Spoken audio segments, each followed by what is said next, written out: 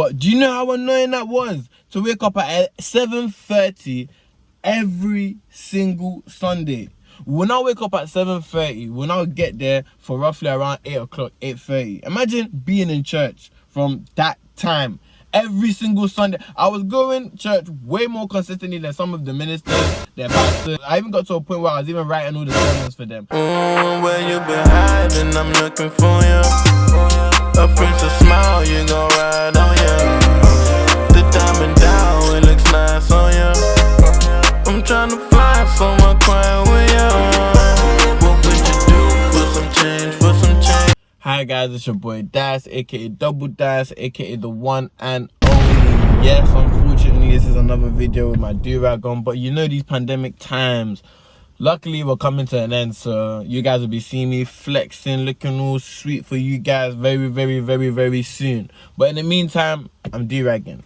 So anyway, today I'm going to be doing a story time on how I actually got this scar on my hand. I don't know if you guys can see it, but this long scar here, yeah, it's a bit of a madness in it, but we'll get into that. But just before I start this video, literally just before we get into this, like just before you guys sit down and see a great, fantastic content, why haven't you guys gone and streamed Diamond Down? Like, why haven't you guys done this? Like, I'm here, slaving away, giving you guys good content. And you guys are not... So please, I'm going to attach the link under this video. Please, run up those streams. Diamond Down, it's a great song. I know you guys are going to enjoy it. Tell your mum, sisters, cousins, dad, left eyebrows, pinkies, toenail, to tell their cousin that Diamond Down was out right now. We just want 10k streams, so please run that motherfucker up. So I hope you guys enjoyed this video. Please, all my socials are going to be there. Follow me, snap me, Twitter me, anything you guys want to talk about, any ideas or any videos you guys feel like I need to do or you guys would love to see me do, then please do not be afraid. One of the friendliest guys on the planet. Like, come on, man, let's not do all of that. But anyway, let's get into it. My story starts when I was 11. You see, when I was 11, I was attending church more than I was attending school. Imagine, I'll be waking up at 7:30 in the morning. 7:30. Do you guys know what that is to a young guy that's waking up 7:30 every single Sunday morning to attend Sunday church? Every single Sunday. I think I did that for a good 5 to 6 years. This was after I turned 11, so I was still doing that well into my teens. Imagine, my mom was a minister in the church, so I can't really, you know, fault her and blame her. But do you know how annoying that was? To wake up at 7:30 every single Sunday. When I wake up at 7:30, when I get there for roughly around 8 o'clock, 8:30. Imagine being in church from that time. Every single Sunday. I was going to church way more consistently than some of the ministers, their pastors. I even got to a point where I was even writing all the sermons for them. Don't get me wrong, like, I do enjoy going to church. Like, I even still attend church. I'm a regular church goer, regular attender, you know. But one thing you guys need to understand is being that young and going to church every single Sunday for 11 years straight, waking up at 7:30 a.m. Man, I wouldn't want to go and wish that on my worst enemy. And to top it all off, how my mom used to get me out of bed was, you see, the devil is a liar anyway. He's not going to use my son to be a part of any of his practices. I'm just like, what devil are you talking about? I'm going to church with you. We're all going to church together. We're going. Like, should not be guilt tripping me. I'm like, fine, I'm already bathing. I have to now jump in the bath, go and brush my teeth, go and get ready. It just used to be so stressful. But we thank God anyway, we just gotta thank God, man. We gotta thank God. But anyway, so cool.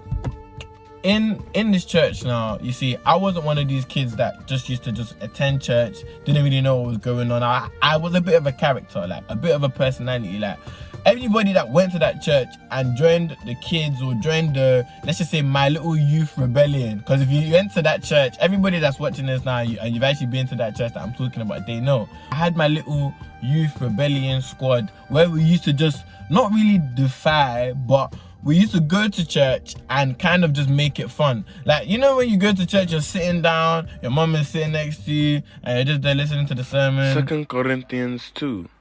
Yes. Can I get an amen? Amen, amen, amen, amen, amen, amen, amen. It's not like I don't want to do it, but that young, remember being that young, you don't really understand all of these things. So them times I'm just there like, I mean, I like God, but what is actually what can I do with myself? So then I often found myself, let's just say, annoying the security guards, or just genuinely not going to my youth. That how they have youth there, I wouldn't even be attending my youth. I'll just be finding my guys, we'll leave church, we're not gonna be misbehaving up and down, be running around, creating all kinds of havoc here and there. Today now was one of these Sundays where I didn't want to attend the youth service. I just said, you know what, I don't even want to be here. The auntie always annoyed me, always used to call me names, always used to pick. I said, you know what, you're not gonna have it from me today. I'm not going to you today. There's nothing you're gonna say to me that's gonna make me come to you. I don't even care if you tell my mom that I was doing rebel. I was gonna be that guy. So I said to myself, you know what, today we're not gonna do that. We're gonna pretend like we're gonna go, and then when everybody's not looking, we out. So cool. I went to now obviously go to this youth now, sit down quickly. When everybody wasn't looking, I was about to leave, but just as I was about to leave, you guys wouldn't even believe what happened. So there's this girl, Lord of Jesus. Yeah, unfortunately there's a girl, and the thing is, I don't really like talking about how you guys distracted me from such a young age, but I couldn't help it. I was just one of these guys that people naturally gravitated to. So naturally, as I was about to leave, there was this girl that said, oh yeah, she wants to come with me. These times I was like, look, I can do it by myself, but I mean, if you want to come, then I don't even know. I think these times I even kind of fancy it or whatever. But it's not a big deal. Put that one there in the bin. But anyway, yeah, so I was like, cool, yeah, do your thing. Meet me at the balcony, because my church had a little back bit behind the church, and it had like a little balcony. I obviously had stairs that you could just walk in through the back, and I actually had the balcony bit. So on the balcony now, I was like, you know what, link me at the balcony bit and we'll just chill in it. Like, I see you're cool as well, innit? Like, you're not trying to do this whole like youth thing, innit? If you're not trying to do this youth thing, link me there, innit? So I was like, yeah, now I'm feeling gassing myself, feeling myself. Like, yeah, man told her. I touched the balcony now, and I'm just cooling off. Wind is blowing through my hair. I'm feeling like the guy. Ooh. I don't land, guys. I just chill. I'm just chilled, man. I'm just chilled. So I'm just there chilling now, smoking my fag, just cooling off. Yeah, at 11, I was just baking, enjoying seeing all the cars go past, this and that, waiting for that little babes of mine. Cool. So as I was chilling, I just hear footsteps. Thinking, footsteps.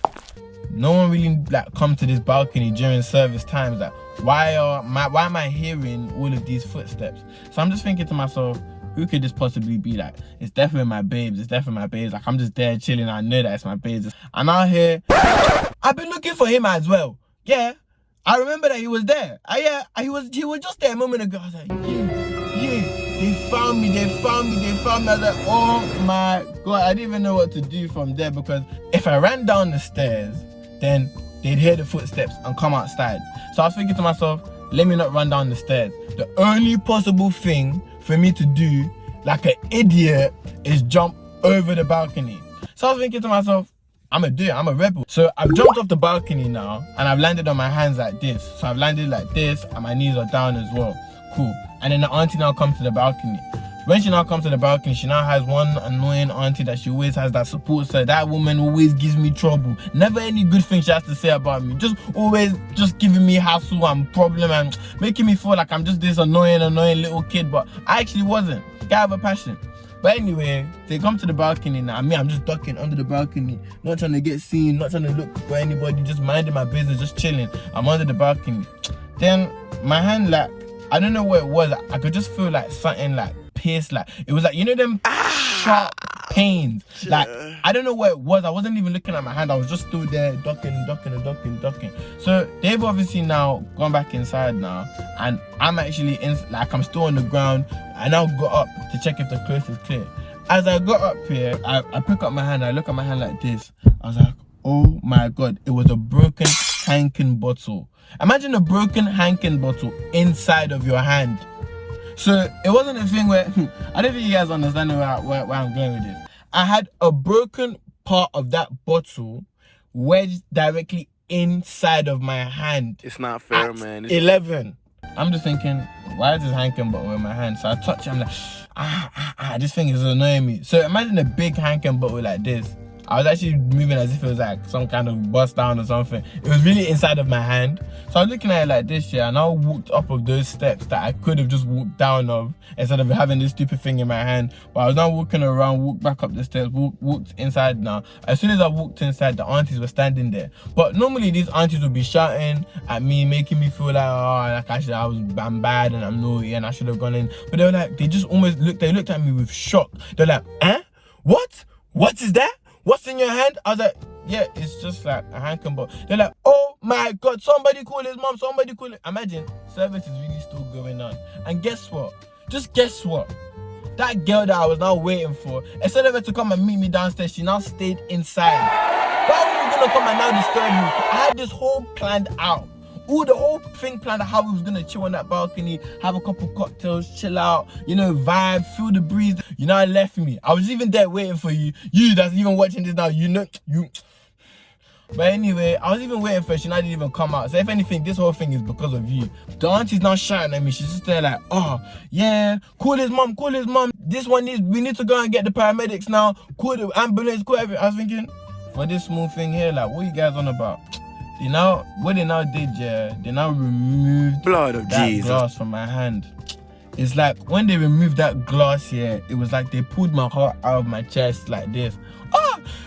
Oh, that pain there, yeah. Kai, what?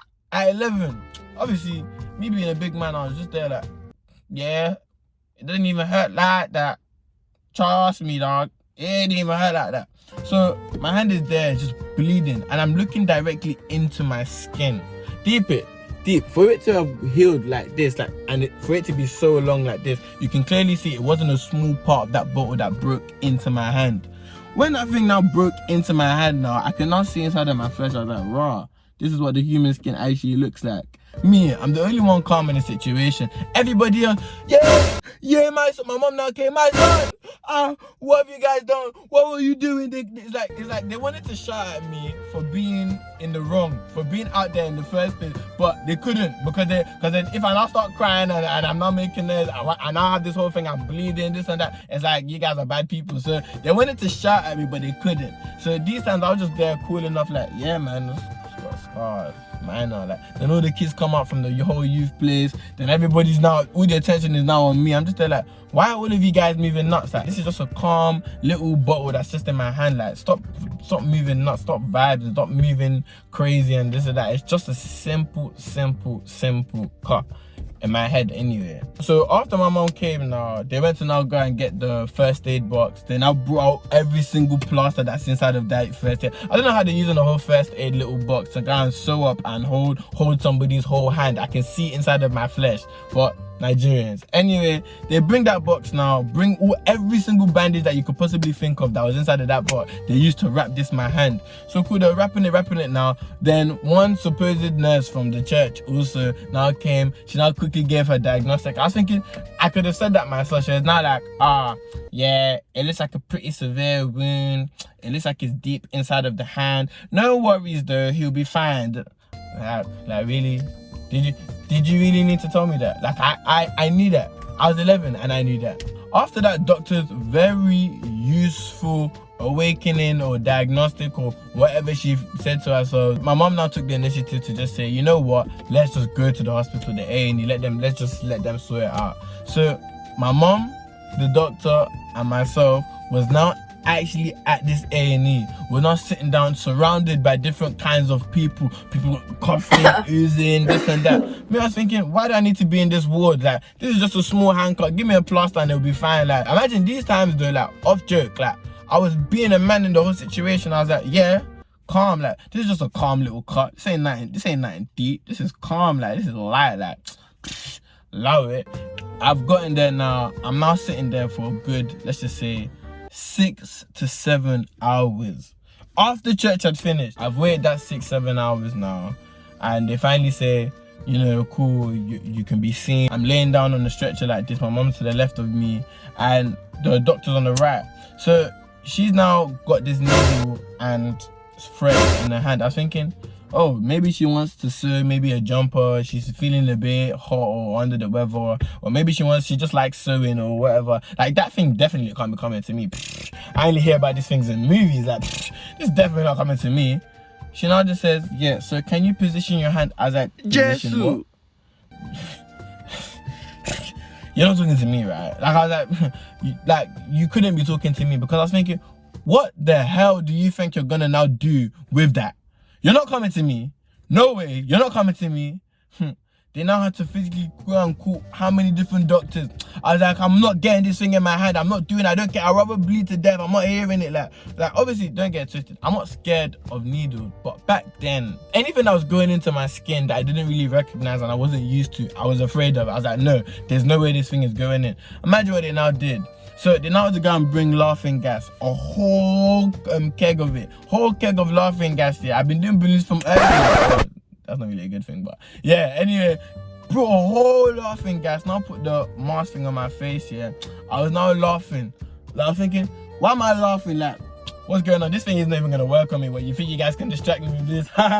You guys think you guys can distract me with this thing? Like, I'm thinking, wait, why am I laughing? I kept thinking to myself, why am I laughing? Then my mom just said something. I was like, Mom, why are you gonna say something? Thinking, wait, like, Mom, like, Jill, like, stop being so funny. I just found myself consistently laughing. So as I was laughing, they went to now go and bring that needle, put it straight into my hand. They now started sewing it. As if I was anybody's socks or something. They were just sewing it. I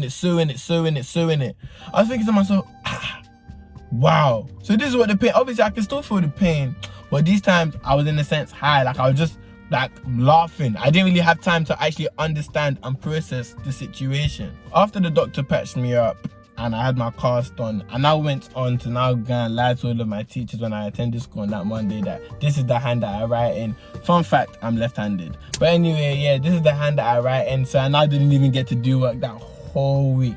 I guess the only good thing about this story was the fact that I actually didn't have to be doing work for that maybe 1 or 2 weeks that I had the cast on. But the moral of the story, guys, is if a girl tells you, she'll be there and down for you, don't you dare trust her. What for? I learned from a young age to never trust them. But yeah, I hope you guys really enjoyed this video. This is just a bit of a traumatic, well, not really traumatic, but traumatic experience for me, and I just thought I might as well share this with you. So I hope you guys really enjoyed it. Please like, comment, and subscribe. And I already told you what to do with my Spotify. Please, throw that shit up. But DoubleDice out. Where you been hiding? I'm looking for you. A princess smile, you gon'